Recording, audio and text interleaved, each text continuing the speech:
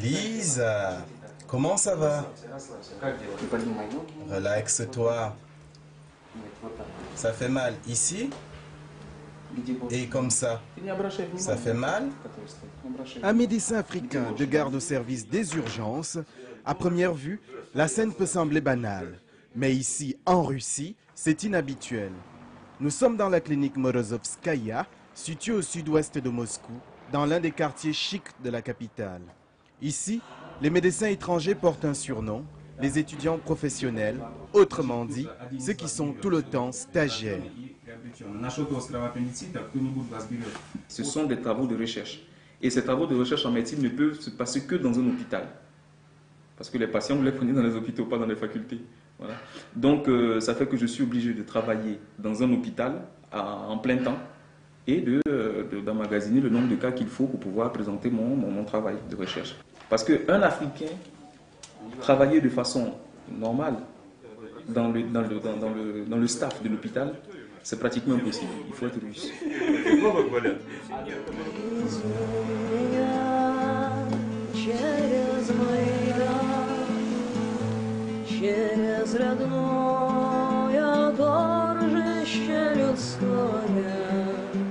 Durant la guerre froide, Moscou voulait affaiblir l'influence des pays occidentaux en Afrique.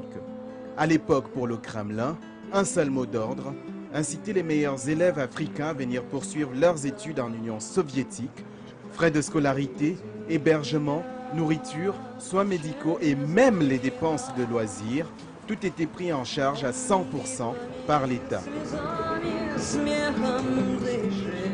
La perestroïka a laissé beaucoup de Russes sur le carreau. Les privilèges d'hier sont devenus caducs.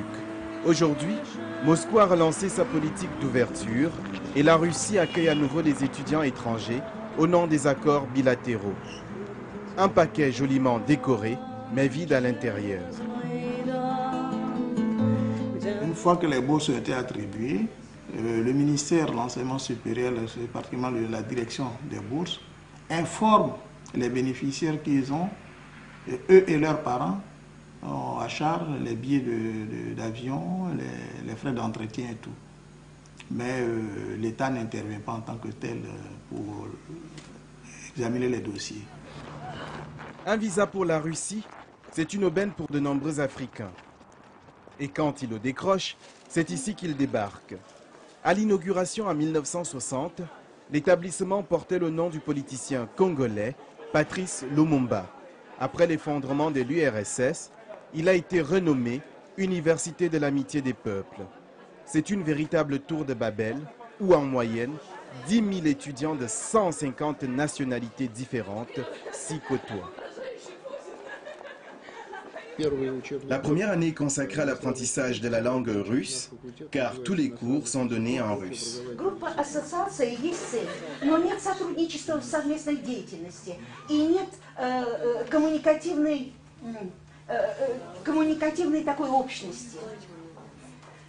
Après l'année d'initiation, chaque nouvel arrivant choisit sa spécialité. Les filières les plus demandées sont la médecine et l'ingénierie. Un demi-million d'étudiants ont fait leurs études ici. De sources officielles, 70% des diplômés rentrent chez eux. Les autres poursuivent leurs études.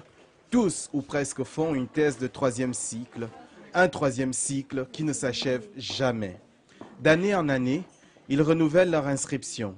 Cette démarche leur permet d'habiter dans le campus et de percevoir une bourse mensuelle de 15 €.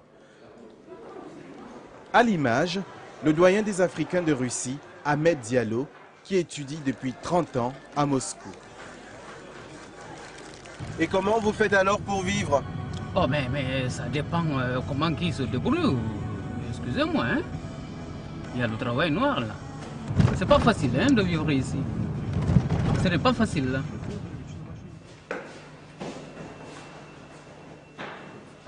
L'Afrique ne vous manque pas? Elle me manque trop. Trop. Mais je n'ai pas ce moyen pour y partir. Donc sa femme a le truc là, le salon de coiffure. Tu vois? La réalité est loin de ce qu'annoncent les prospectus. Ici, c'est le ministère de la débrouille et plus qu'ailleurs, on cherche une rentrée d'argent supplémentaire, même dérisoire. Alors, quand il y a du travail au noir quelque part, la compétition est rude pour se faire engager. Beaucoup veulent jeter l'éponge et rentrer en Afrique. C'est le cas de Martial Longla, président des étudiants camerounais, l'une des plus importantes communautés africaines de Russie. Peut-être le mieux serait de rentrer chez moi encore. Mais là encore, il y a une question qui se pose. J'ai déjà tant perdu de temps. Ça fait presque 5 ans que je suis dans ce pays. Alors vous ne vous imaginez pas qu'après tout ce temps, je vais porter mes bagages et rentrer chez mes parents comme si de rien n'était. Alors ma vie sera quoi?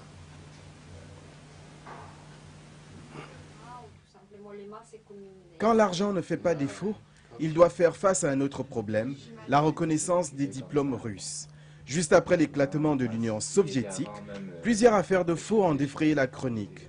Des titres universitaires authentiques vendus aux plus offrants. Même si rien n'a été prouvé à la suite des enquêtes, l'affaire a éclaboussé le ministère russe de l'Éducation nationale. Il y a des pays avec lesquels nous avons les conventions sur la reconnaissance des diplômes. En Afrique, nous en avons 20 pays avec lesquels la Russie a de tels accords sur la reconnaissance des diplômes. Mais en même temps, à présent, dans les universités russes, nous avons les étudiants de 42 pays de l'Afrique. Alors, si nous en avons ces étudiants ici, alors ces étudiants peuvent trouver le travail dans leur pays, parce que si, au contraire, ils ne peuvent pas trouver le travail dans leur pays, alors ils ne veulent pas aller dans nos universités. C'est-à-dire que nous avons la reconnaissance juridique d'après les accords et nous avons la reconnaissance en fait. Le ministre explique ensuite que les parlementaires ont adopté une loi sur le contrôle des diplômes. Leur émission est restreinte au seul ministère de l'Éducation nationale. Chaque université est dorénavant tenue d'en demander un nombre exact et de fournir des relevés de notes nominatifs. Aucun mot cependant sur les conditions de vie des étudiants. Qu'est-ce qui se passe à Moscou? C'est une question à laquelle personne ne voudrait répondre. Bon, chacun sait que cette question existe, que Moscou est devenu une ville très dangereuse. Avant, c'était parce que la vie était chère à Moscou que les gens allaient en campagne. Mais maintenant, c'est beaucoup plus parce qu'il est dangereux d'exister à Moscou pour les étudiants étrangers, pour le simple fait qu'ils sont d'une couleur différente, comme on dit souvent qu'ils sont des hommes de couleur. Ils risquent de se faire molester à tout bout de chemin. Ils ne sont pas sûrs de revenir chez eux quand ils sortent le matin. Pour sortir le matin, vous faites votre prière et vous remettez votre âme au Seigneur, sachant que tout peut arriver, on peut vous tabasser, que ce soit dans le métro, que ce soit en chemin ou dans l'autobus. Vous n'avez aucune sûreté de pouvoir rentrer chez vous le soir. Quand nous sortons du pays, nous sommes des étoiles. C'est que l'avenir de tout un peuple est posé sur nous. Nous sommes des gens qui ont eu des premières places dans le lycée. Et parce que vous avez eu ces premières places, le gouvernement décide de vous récompenser en vous attribuant une bourse. Vous venez donc en Russie pour étudier et rentrer servir le gouvernement. Donc on arrive dans ce pays, on trouve une situation pareille où on n'est pas... Nous sommes considérés comme des animaux, parce qu'il faut le dire, ça c'est le nom. Ça nous touche profondément. La crainte est telle que beaucoup préfèrent l'hiver à l'été parce qu'ils peuvent se camoufler sous un manteau ou un chapeau. Un détail certes, mais qui peut leur sauver la vie face aux jeunes nationalistes. Invités à célébrer une fête religieuse orthodoxe dans une famille traditionnaliste, nous avons cherché à comprendre la raison des agressions racistes.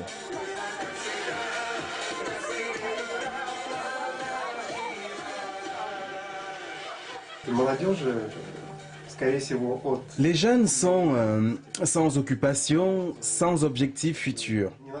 Avant, ils étaient occupés par des activités organisées par l'État, comme le scoutisme. Bref, de quoi dépenser leur énergie. Aujourd'hui, il n'y a plus d'équivalence. Ils s'ennuient. C'est vrai, ils s'en prennent aux étrangers. C'est leur façon de dépenser l'énergie. À la base, c'est la violence gratuite. Malheureusement, des esprits mal intentionnés exploitent cette énergie à des fins politiques. Les jeunes désœuvrés deviennent ainsi les bras armés des nationalistes.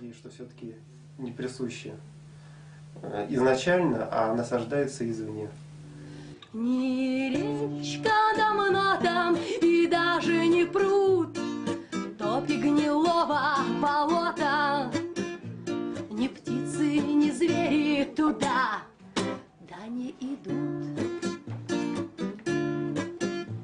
Старая мельница, ей сотни лет. À l'image, une brochette de jeunes nationalistes filma à leur insu. Quelques minutes plus tard, ils s'en prendront à notre équipe de tournage, malgré la présence de nombreux passagers. Porter plainte auprès de la police, une démarche inutile. Aux yeux de la loi, ce sont des mineurs, de fait intouchables. Et même des diplomates sont victimes. On a vu le cas récemment, celui du cas de l'ambassadeur du Ghana. Les autorités ont été saisies.